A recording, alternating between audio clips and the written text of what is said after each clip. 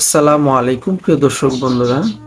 মা মা এমন একটি নাম, যে নাম শুনলেই কলিজা ঠান্ডা হয়ে যায়। মা হলেন এমন একজন যিনি অন্য সবার স্থান নিতে পারে, কিন্তু তার স্থান কেউ নিতে পারে না। একজন বাবা তার সন্তানের প্রতি সর্বদা যত্নশীল, কিন্তু একজন মা তার সন্তানের প্রতি সর্বদা প্রেমময়।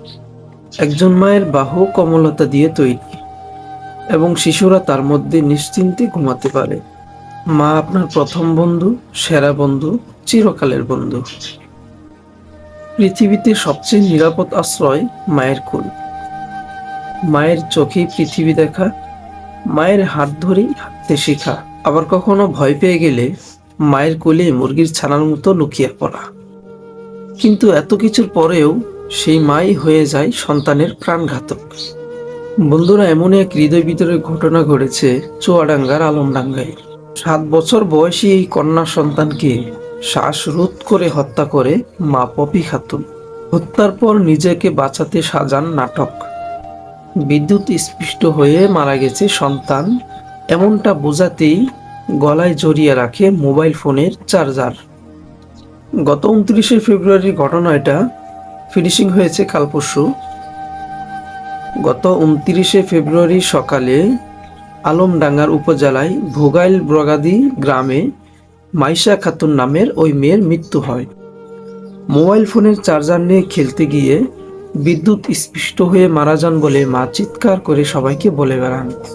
প্রচণ্ড মায়ের চিৎকারে প্রতিবেশীরা এগিয়ে এলে পরে তাকে চুয়াডাঙ্গার সদর হাসপাতাল নেওয়া হলে চিকিৎসকরা মৃত ঘোষণা করে। পরে ময়না তদন্ত করে জানা যায় শিশুকন্যা মাইশাকে শ্বাসরোধ করে হত্যা করেছে। বিদ্যুৎ স্পষ্টের কোনো প্রমাণ পাওয়া যায়নি। 7 বছরের শিশু মাইশার হত্যার রহস্য উন্মোচন করে পুলিশ। অনেক জিজ্ঞাসাবাদের পরে উনি স্বীকার করেন। 164 ধারায় আদালতে শিশু হত্যার পৈশাচিক বর্ণনা দেয় এই মা। স্বামীর সাথে বিচ্ছেদ হলে বাবার বাড়িতেই থাকতেন তিনি। আগের সংসার ও একাধিক বিচ্ছেদের যন্ত্রণা সইতে না পেরে এই হত্যার কাণ্ড ঘটান তিনি। ওনার প্রতিবেশী একজন জানান, ওনার যখন বিচ্ছেদ হয় এই মেয়েটিকে কেউ দেখভাল করে না। শ্বশুর বাড়ি থেকেও দেখে না, নিজের বাড়ি থেকেও দেখে না। তখন পপি খাতুন আদালতে বলে, আমার এই মেয়ের ভবিষ্যৎ কি হবে? আমার মেয়ের যেন পরবর্তী কোনো কষ্ট না হয়, তাই আমি আমার মেয়েকে শেষ করে দিই।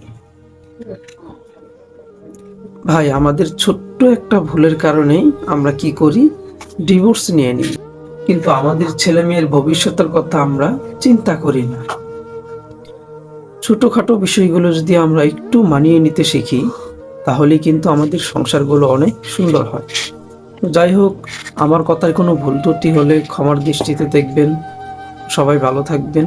আল্লাহ হাফেজ।